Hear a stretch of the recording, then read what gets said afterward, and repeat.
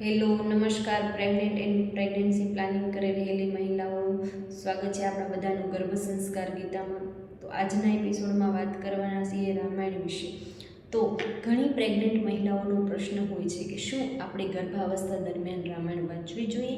તો હા, રામાયણ અવશ્ય વાંચવી જોઈએ. શા માટે રામાયણ વાંચવામાં આવે છે? કેવી રીતે રામાયણ વાંચવી જોઈએ? તો માતાઓએ પૂરા ઇન્ટરેસ્ટથી રામાયણ વાંચવી જોઈએ.